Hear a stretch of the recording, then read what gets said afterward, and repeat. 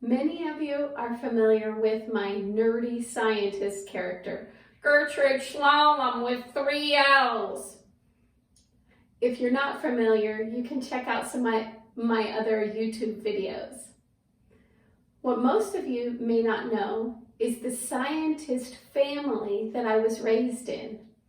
Yes, I may have been known as a nerd outside my family, but in my family, I was kind of the airhead. I've been laughed at for not remembering the difference between chlorophyll and chloroform, or for not understanding the particulars of mitochondria. See what I mean?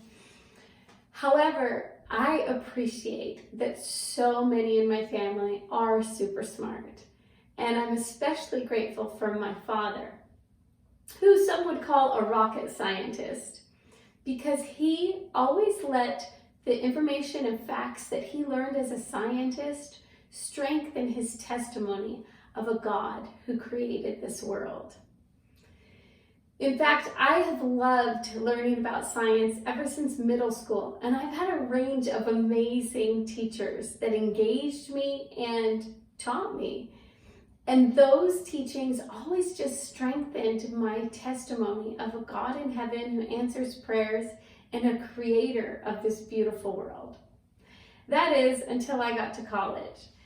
This is funny because I actually went to a church school, Brigham Young University, where most other students and teachers shared my faith.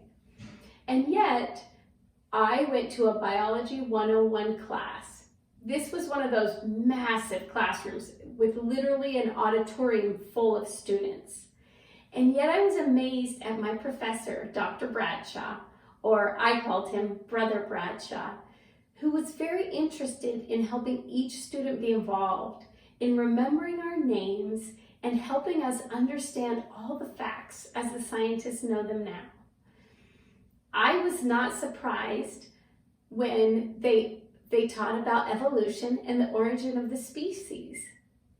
I was surprised when many of my classmates were irate. They got into arguments about the conflict between science and religion and their beliefs in conflict with what the teacher was teaching. This was all very strange to me. However, I think it was really empowering that Brother Bradshaw and his TAs challenged each of us students to know the truth for ourselves.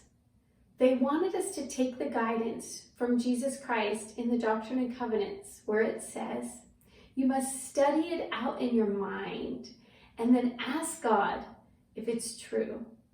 Also, that the Holy Ghost will let us know in our mind as well as our heart what is true. So, mostly because I was a goody two-shoes teacher's pet, I decided to do what the teacher and TAs asked of us. I was going to ask God about evolution and the creation.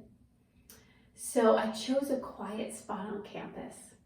At the time, in the Joseph Smith building, there was an atrium. It was surrounded by windows through which teachers and students could look and see the gardens on the inside. I chose a spot on the 2nd floor beside an atrium window, and I knelt down and prayed. I told God how I felt about evolution and creation and how they both seemed to make sense. And I didn't feel like they had to be exclusive. But I was kind of surprised because I didn't get an answer right away. I kind of expected something. So I sat there waiting. I was patient and I pondered. I looked through the atrium window and I stared and I saw snowflakes falling. I admired the beauty of the snowflakes for a while and then I looked up at the sky. When the image registered in my mind, I was confused because I saw a blue, cloudless sky up ahead. But I honestly saw snowflakes falling down. And I thought, how could these two facts be true? How could this be real? That there is not a cloud in the sky, but there's actually snowflakes falling. Where could the snowflakes be coming from? I pondered it some more, and then the answer came to mind. I knew that there was probably snow on the top of the roof of that building surrounding the atrium, and I knew the wind was blowing the snowflakes off of the rooftop and down into the atrium. And that's how both facts could be true.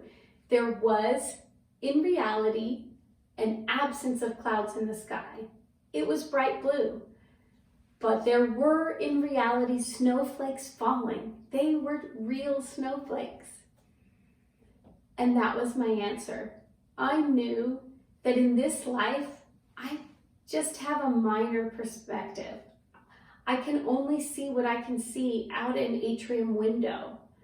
But with an eternal perspective, it's like seeing the rooftop. It's like seeing so many things that we can't see in this mortal life. So I knew that there doesn't need to be a conflict between the facts and truths that I know. I know that you can also know the truth of all things through the power of the Holy Ghost. And after you've studied it out in your mind and done the research in this real, concrete, scientific world, you can ask God for clarification and answers. And He will answer you.